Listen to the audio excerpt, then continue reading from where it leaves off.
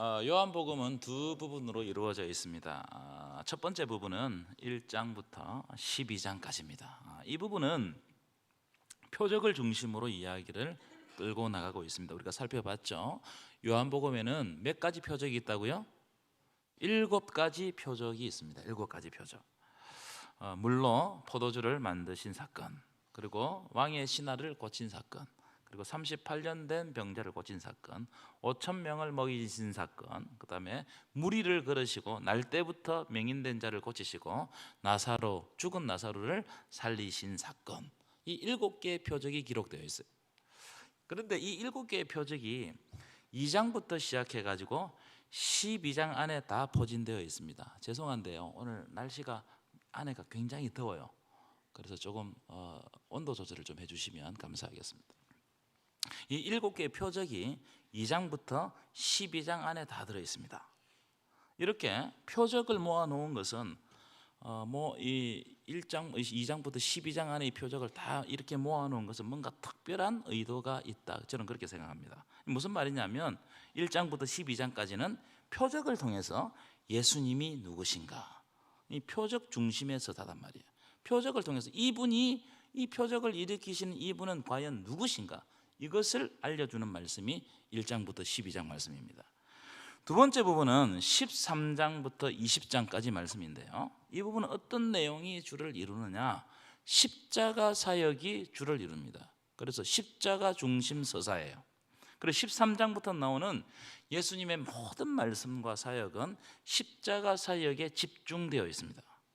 오늘 제자들의 발을 씻긴 이 사건도 이 십자가 사건 속에서 오늘 본문을 보아야 된다, 이 말씀이에요.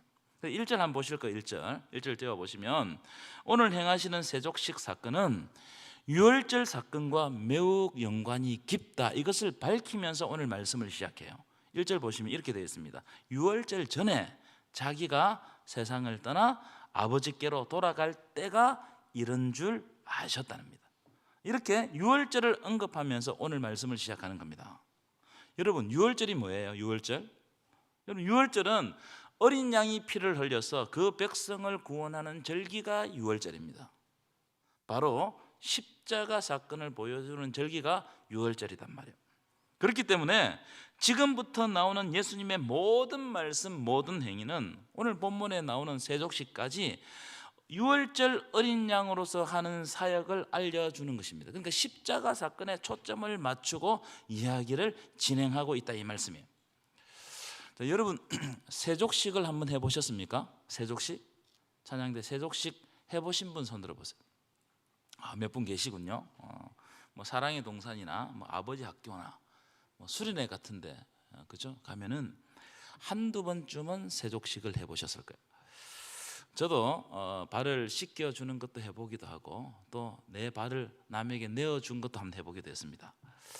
이 해보신 분들은 다 아시겠지만, 이 발을 씻겨주든 또는 내 발을 내어주든지 간에 이 세족식을 하는 것 자체가 여간 부끄러운 일이 아닐 수가 없어요. 그렇죠? 발을 남에게 보여주는 것도 부끄러운 일이지만, 더구나 내 더러운 발을 누군가가 닦아주는 것은 참 상상하기 싫은 일입니다. 그래서 오늘 본문에 베드로 보시면요, 예수님에게 내 발을 절대로 씻기지 못하리이다, 이렇게 말한다. 항변을 해요. 주님, 내 발은 절대로 씻길 수가 없습니다. 그렇기 때문에 이 수제자 베드로도 이 세족식을 이해하지 못했어요. 그러니까 예수님이 행하신 오늘 본문에 나오는 세족식의 의미를 알지 못하면 이해하기 어렵다는 거예요. 이 행위를 이해하기 어렵다는 겁니다. 자, 먼저 1절입니다. 1절 함께 읽겠습니다. 시작. 유월절 전에 예수께서 자기가 세상을 떠나 아버지께로 돌아가실 때가 이런 줄 아시고 세상에 있는 자기 사람들을 사랑하시되, 어떻게 사랑하셨다고요? 끝까지 사랑하시니라. 이 세족식 앞서서 예수님께서 하신 말씀이에요. 여러분, 누군가를 끝까지 사랑해 본 적이 있습니까? 오늘 본문에 나오는 끝까지라는 말을 찾아보니까 영원이라는 겁니다. 영원히 사랑하셨다. 여러분, 인간이 어떤 존재를 영원히 사랑할 수 있는가? 여러분, 인간은요 다 조건부로 사랑합니다. 조건부로. 그 사람이 나를 사랑하면 나도 사랑할 것이고, 그렇죠? 그 사람이 나를 미워하면 나도 어쩔 수 없이 미워하는 거단 말이에요. 인간은 그런 조건을 가지고 사랑합니다. 눈에는 눈, 이에는 이, 사랑에는 사랑. 다른 사람이 나를 사랑해 주면 나도 사랑하겠다는 겁니다. 이것이 대부분의 사람들이 하는 사랑이에요. 용서도 마찬가지입니다. 인간의 용서는 다 조건부 용서예요. 저 사람이 나에게 용서를 빌면 잘못을 했지만 내가 용서해 줄 것이고, 저 사람이 사과하지 않으면 나는 추워도 용서할 생각이 없다. 이것이 인간의 용서고 인간의 사랑입니다. 그래서 영원히 사랑한다, 끝없이 사랑한다, 이 말은요, 인간의 말 속에, 의식 속에는 있지만 인간의 경험 속에는 없다고 생각해요.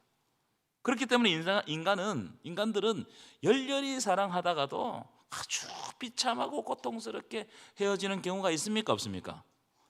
열렬히 사랑하다가도 헤어지는 경우가 있고, 또 어떤 때는 재물을 두고 가족끼리 피 터지게 싸우는 일이 있어요, 없어요? 다반사입니다, 다반사.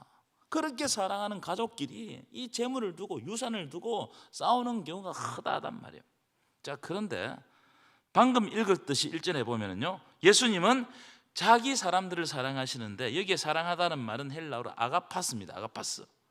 아가파스는 조건 없는 사랑입니다. 예수님은 자기 사람들을 사랑하셨는데 아가페 사랑으로 자기 사람들을 끝까지 사랑하셨다는 거예요. 그런데 문제는 2절에 나와요.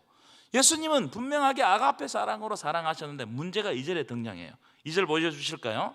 마귀가 벌써 가룟 유다의 마음에 뭘 넣었다고요? 예수를 팔려고 하는 생각을 넣었더라.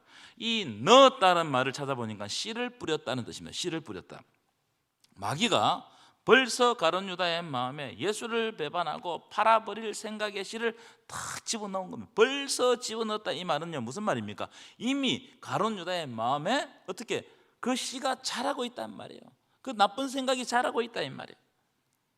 그런데 가룟 유다가 이런 생각을 하고 있다는 것을, 예수를 팔 생각을 하고 있다는 것을 예수님이 이미 알고 계셨다는 거예요. 그래서 10절 하반절 보여주시면, 너희가 깨끗하나 다는 아니니라. 여러분, 다는 아니다, 이 누구를 가르쳐 하는 말씀입니까?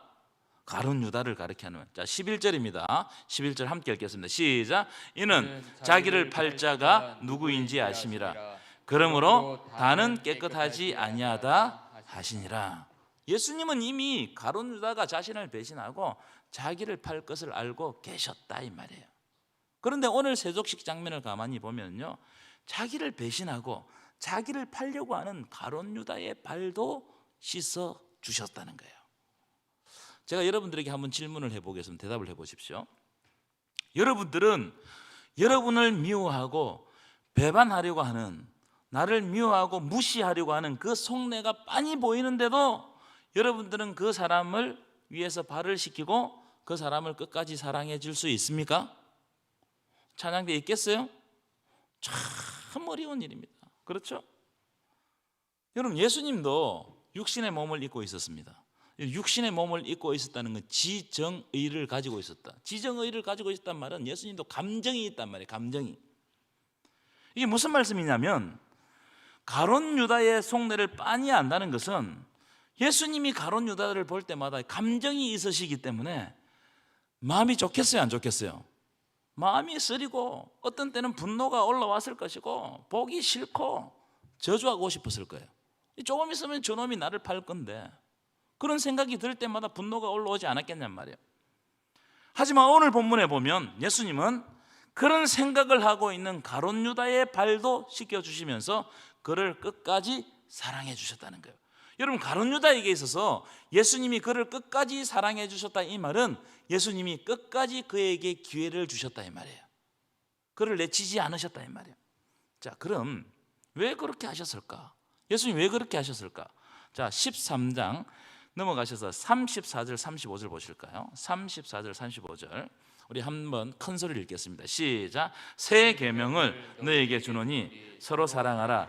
내가 너희를 사랑한 것 같이 너희도 서로 사랑하라. 너희가 서로 사랑하면 이로써 모든 사람이 너희가 내 제자인 줄 알리라. 아멘이십니까? 여러분, 유대인들은 율법의 지배를 받았어요. 유대인들을 지배하는 것은 율법이었습니다.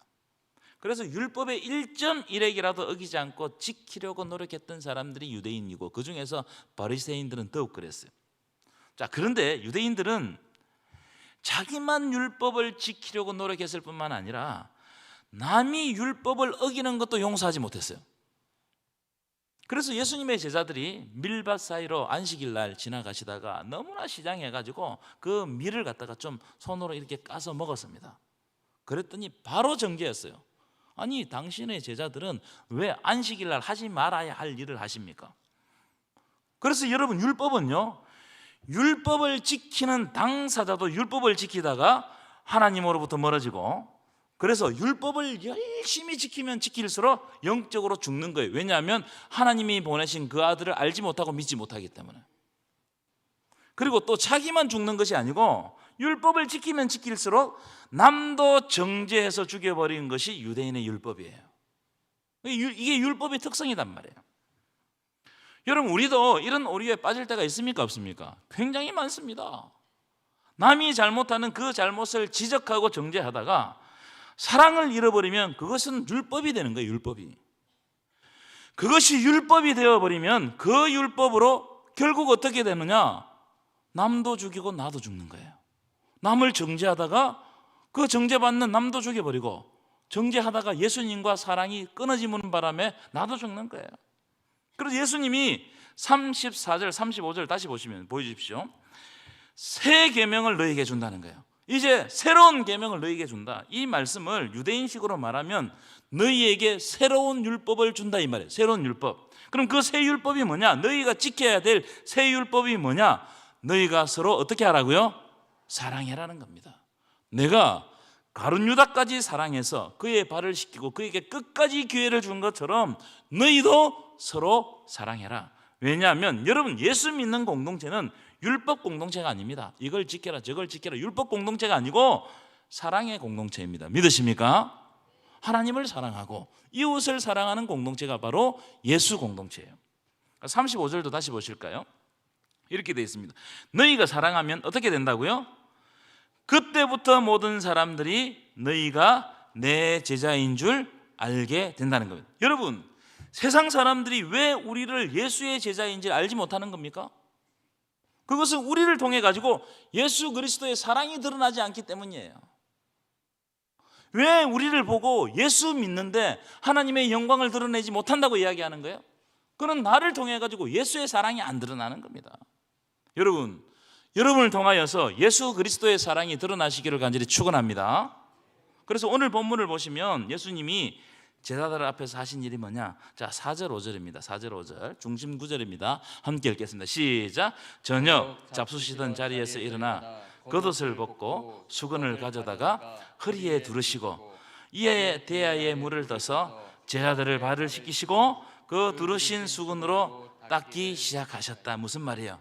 예수님이 겉옷을 벗으시고 수건을 직접 허리에 두르시고 대야에 물을 직접 받아오셔서 친히 직접 제자들의 발을 씻겨주시고 수건으로 닦아주셨다는 겁니다.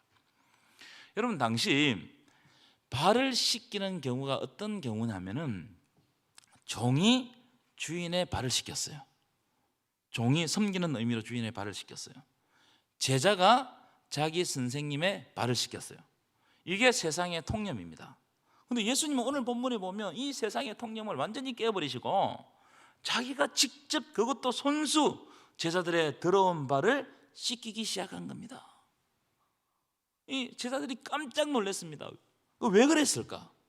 예수님이 말씀하신 사랑의 계명을 실천하기 위해서 그렇게 한 거예요. 그래서 가룟 유다의 발까지 씻어준 거예요. 자기를 팔려고 하는 그 마음에 그 배신감이 자라고 있는 가룟 유다의 발까지 씻어준 것입니다.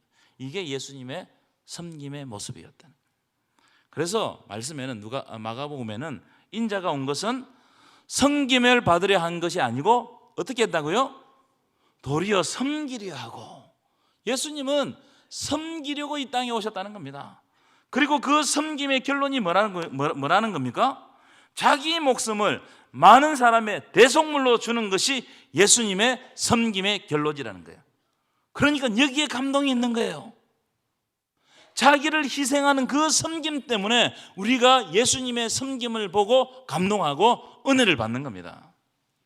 여러분, 우리가요 많이 섬기고 그리고 좋은 일을 하고도 감동을 주지 못하는 이유가 뭡니까? 열심히 하고도 열심히 섬기고도 욕을 얻어먹는 이유가 뭐예요? 예수님과 같은 종의 모습은 없고 내가 다 했다는 행세를 하기 때문에 그래요. 행세한단 말이에요. 그래서 그 섬김에는요 아무런 감동이 없는 것이고 오히려 저 사람 좀 안 섬겼으면 좋겠다. 여러분, 이런 말이 나오잖아요. 왜요? 생색을 내기 때문에. 내가 섬겼다는 생색을 내기 때문에. 우리가 창세기를 오랫동안 다루었는데 이 창세기에 보면 요셉이 등장하잖아요. 요셉의 모습을 보면 예수님의 섬김을 엿볼 수가 있습니다. 요셉은 자기 형제들에게 배신당하죠. 배신당해가지고 애굽으로 팔려갑니다. 13년간 어마어마한 고통의 세월을 살아요. 17살 때 팔려가가지고 30살에 총리가 되었으니까 13년이라는 이 고통 세월을 여러분 자기 몸소 받은 겁니다. 만약 여러분들이 요셉처럼 그런 일을 당했다면 여러분 그걸 잊을 수 있겠어요? 평생 잊을 수 있겠습니까? 형들을 볼 때마다 분노할 겁니다. 그런데 요셉은요 극심한 기근에 자기를 찾아온 원수 같던 형제들을 다 거두어 주었습니다. 그리고 그 자녀들까지 다 거두어 주는 겁니다. 어느 날 아버지 야곱이 죽어요. 그러니까 요셉의 형들이 불안해지는 겁니다. 아니, 저 요셉이 아버지 살아 계실 때는 아버지 나쁘고 우리를 살려줬지만 이제 아버지도 없는데 우리와 우리 자식들을 다 죽여버리는 것이 아닌가. 지금 요셉이 그런 힘과 건세를 가지고 있잖아요.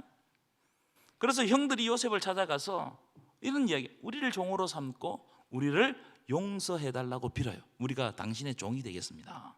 그때 요셉이 뭐라고 하냐면은 내가 하나님을 대신하리이까. 무슨 말이에요? 지금까지 있었던 일, 지금까지 그들을 구해준 일은 내가 한 일이 아니고 누가 한 일이라고요? 하나님께서 하신 일이라는 거예요. 그래서 당신들은 두려워하지 마소서, 내가 당신들과 당신들의 자녀들을 기르리이다. 이렇게 이야기하면서 간곡한 말로 위로하였더라. 오히려 위로해 줬어요. 여러분, 요셉은요 복수할 수 있는 힘과 건세를 가지고 있었습니다. 그런데 그때 더 겸손하게 자신의 형제들을 섬기는 겁니다. 그래서 이 요셉을 보고, 요셉의 삶을 보고 우리는 예수님의 예표다, 예수님의 그림자다, 그렇게 이야기를 하는 거예요. 여러분, 예수님은 스스로 종이 되셨어요. 자, 빌립보서 2장 보실까요? 2장 5절부터 보실 텐데 한번 보실까요? 제가 읽어드리겠습니다. 너희 안에 이 마음을 품으라. 곧 그리스도 예수의 마음이니 그는 근본 하나님의 본체시나 하나님과 동등됨으로 취할 것으로 여기지 아니하시고 오히려 자기를 비워 뭘 가졌다고요? 종이 되셨다는 거예요. 종이 되셨다. 예수님은 오히려 종이 되셨다는 겁니다. 여러분, 그래서 여러분이 종 되는 것을 두려워하지 마십시오. 우리가 종이 되면 하나님이 높여주실 줄 믿습니다. 그래서 다음 구절 보실까요? 7절. 사람의 모양으로 나타나서 자기를 낮추시고 죽기까지 복종하셨으니 그 십자가에 죽으심이라. 이름으로 하나님이 그를 지극히 높여 모든 이름 위에 뛰어난 이름을 주사 하늘에 있는 자들과 땅에 있는 자들과 땅 아래에 있는 자들로 모든 무릎을 예수의 이름에 꿇게 하시고 모든 입으로 예수 그리스도를 주라 시인하여 하나님 아버지께 영광을 돌리게 하셨느니라. 아멘이십니까? 지난 시간에 제가 이런 말씀을 드렸습니다. 기독교 진리는 역설이다. 역설. 기억나세요? 기독교 진리는요 자기를 낮추면 높아지는 거예요. 이 희한하잖아요. 자기를 낮추는데 하나님이 함께 하시면 높아지는 거예요. 약할 때 강해진단 말이에요. 약할 때 약함으로 끝나는 것이 아니고 그 약함을 사용하시면 하나님의 강함이 그 약함 속에서 드러나는 거예요. 미련한 자를 택해 가지고 지혜 있는 자들을 부끄럽게 하시는 거예요. 여러분, 그래서 세상 지혜를 가지려고 하지 마십시오. 오히려 하나님 앞에서 미련하면 하나님께서 하나님의 지혜를 채워주실 줄 믿습니다. 멸시받는 것들을 택하셔서 있는 것들을 부끄럽게 하신다 이 말이에요. 그리고 복음서에는 먼저 된 자가 어떻게 된다고요? 나중되고 나중된 자가 먼저 된다. 나중되었지만 하나님이 함께 하시고 하나님의 은혜가 임하면 나중되었지만 먼저 된다는 거예요. 이게 기독교 역설의 진리입니다. 여러분, 종이 되면 하나님이 여러분들을 높여주실 줄 믿습니다. 그런데 현대 그리스도인들 가운데 종 되는 사람이 별로 없어요. 없습니다. 다 상전 노릇하려고 합니다. 다 어른 노릇하려고 해요. 다 좋은 역할만 하려고 합니다. 그러니까요, 험한 자리, 굳은 자리가 비어 있는 거예요. 험한 자리를 채워지지 않습니다. 굳은 자리, 남이 싫어하는 자리가 채워지지 않아요. 여러분, 종 되시기를 축원합니다. 더 낮은 자리로 가시기를 축원합니다. 더 겸손히 섬기시기를 축원합니다. 예수님을 닮은 섬김이 여러분들을 통하여서 드러나시기를 간절히 축원합니다. 예수님은 제자들의 발을 씻기고 난 다음에 제자들에게 한 가지를 명령하세요. 14절 보실까요? 14절 함께 읽겠습니다. 시작. 내가 주와 또는 선생이 되어 너희 발을 씻었으니 너희도 서로 발을 씻어주는 것이 옳으니라. 다시 한번 함께 읽어볼까요? 시작. 내가 주와 또는 선생이 되어 너희 발을 씻었으니 너희도 서로 발을 씻어주는 것이 옳으니라. 내가 너희의 발을 씻긴 것처럼, 내가 선생이 되어가지고, 내가 주가 되어가지고 너희의 발을 씻긴 것처럼 너희도 서로의 발을 씻어주면서, 이 서로의 발을 씻어준다는 말은 무슨 말입니까? 서로 섬겨라 이 말이에요.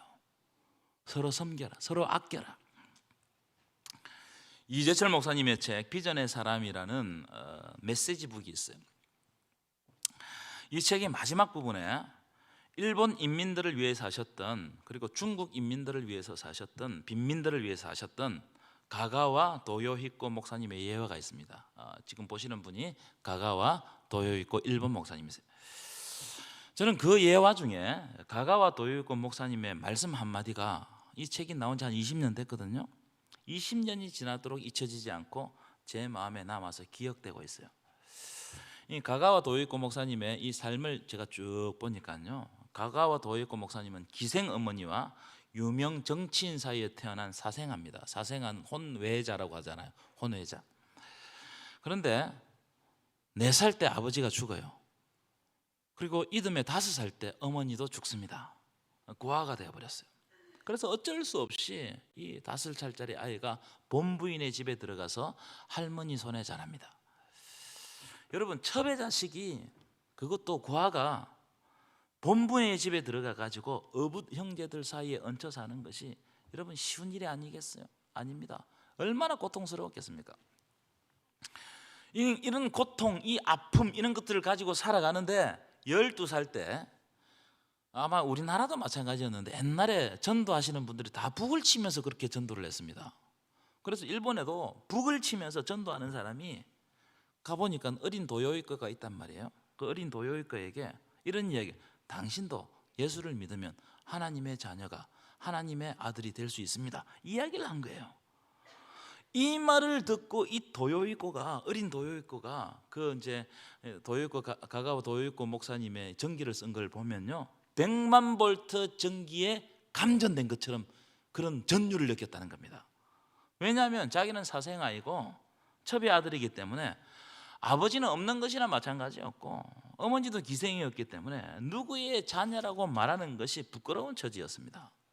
그런데 전도하는 사람이 당신도 예수를 믿으면 하나님의 자녀가 될 수 있다는 그 말에 도요히코, 어린 도요히코 마음이 막 진동을 하는 거예요. 가슴이 두근두근 하는 거예요. 그 말을 듣자마자 그 말이 잊혀지지가 않는 겁니다. 그래서 자기를 전도한 사람에게 달려가 가지고 나 같은 기생 자식도, 그리고 첩의 아들도 하나님의 자녀, 하나님의 백성이 될 수 있습니까? 이렇게 물어본 거예요. 그랬더니 그 사람이 그렇다고 그렇게 대답을 해줬어요.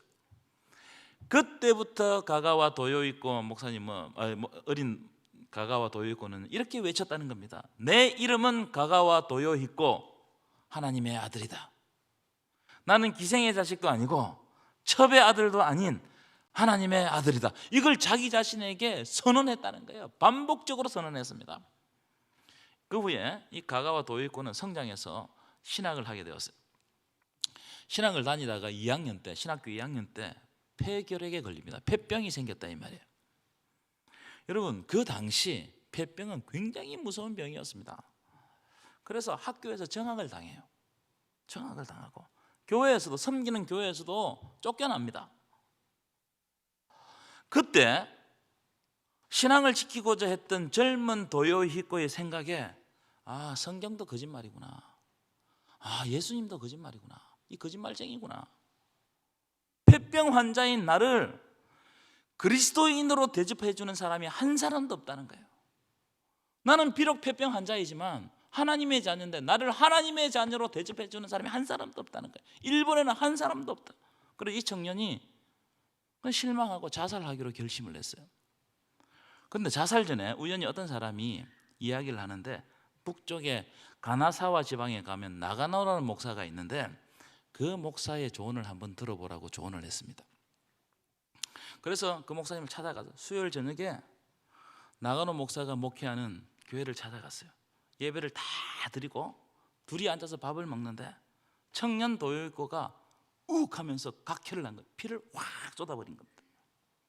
그런데 이 나가노 목사가 그 모습을 보더니 담담하게 자기 손으로 그 피덩이들을 다 치우고 다시 밥을 차려와가지고 도요히코 그 청년과 밥을 먹은 거예요.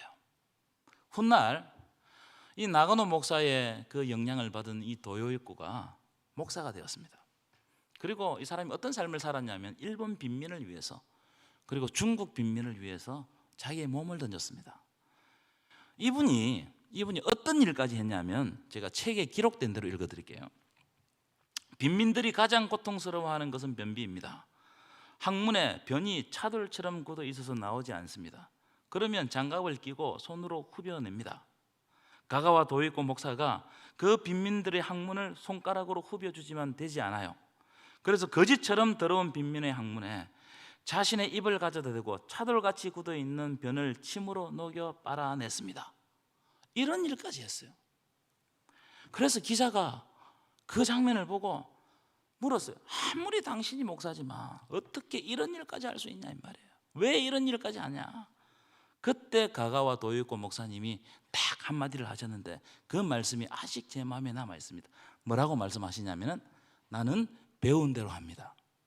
나의 선생님은 내가 각혈한 핏덩이를 닦아주셨습니다. 그분이 하신 것에 비하면 이것은 아무것도 아닙니다. 한 분이 다른 한 분에게 그리스도의 사랑을 전한 거예요. 그랬더니 이분을 통해 가지고 엄청난 영향력이 발산되는 겁니다. 저는 이 예화와 오늘 본문에서 예수님께서 제자들의 발을 씻기신 이 사건에서 한 가지 교훈을 발견해요. 그게 뭐냐면, 내가 예수님의 사랑을 받지 않으면 사랑을 행할 수 없다 이 말이에요. 내가 예수님의 사랑을 받아야 그 사랑을 행한다는 겁니다. 예수님으로부터 은혜 받지 않은 사람은 그 은혜가 무엇인지, 용서가 무엇인지 알 수가 없어요. 여러분, 은혜는요 위에서 아래로 흐릅니다. 그리고 더 밑으로, 더 아래로, 더 낮은 곳으로 흐르는 것이 은혜예요.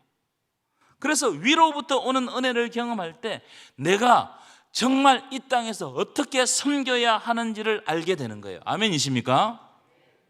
오늘 말씀을 보면 예수님이 제자들의 발을 씻기다가 베드로 차례가 되었습니다. 아까 앞에서 말씀드렸죠? 베드로가 뭐라고 이야기했어요? 내 발은 절대로 씻길 수가 없습니다. 어떻게 제자가 선생님이 내 발을 씻기냔 말이에요. 제자가 선생님의 발을 씻기는 것이 맞지, 어떻게 선생님이 제자의 발을 씻기는 것이 있을 수 없는 일입니다.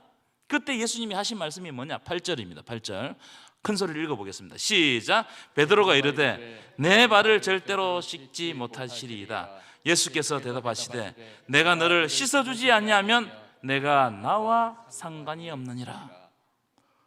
내가 나와 상관이 없다. 이 상관이 없다는 말을 찾아보니까 누가복음 15장 12절에 나오는 분깃이라는 말과 똑같은 말이에요. 분깃.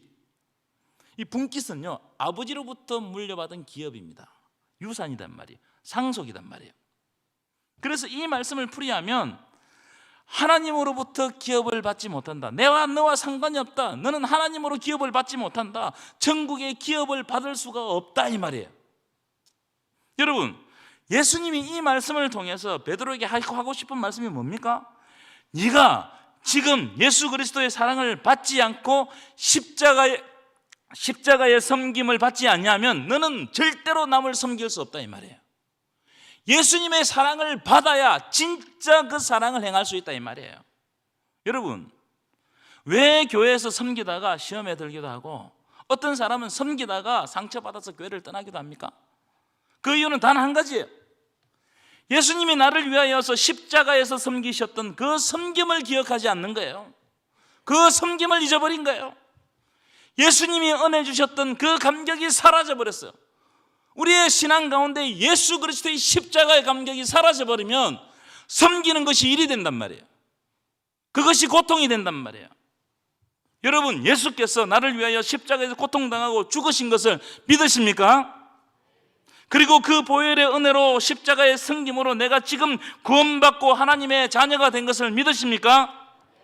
여러분, 이 사실을 믿고 고백한다면 어떤 어려움이 와도 개의치 않을 수 있습니다. 괜찮아요. 왜냐하면 예수님이 우리에게 주신 사랑이 사람들이 상처 주는 것보다 더 크기 때문이에요. 여러분, 하나님의 사랑이 더 커요. 아무리 사람들이 상처를 주고 나를 흔들려고 해도 우리는 흔들리지 않습니다. 왜냐하면 하나님의 사랑을 끊어낼 수 없기 때문입니다. 여러분, 그래서 여러분 교회에서 열심히 일하려고 하는 것보다 더 중요한 게 뭐냐면 먼저 예수님의 사랑받기를 간절히 사모하시라는 거예요. 사랑받는 자리, 말씀의 자리, 기도의 자리에 나오셔서 여러분 예수님의 사랑을 진실하게 간절하게 받으시기를 축원합니다.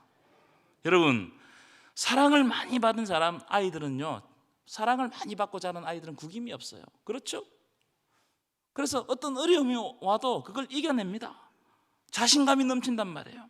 그러나 사랑을 많이 받지 못하면 그 결핍 때문에 모든 것이 다 구부러져 보여요. 이상하게 보인단 말이에요.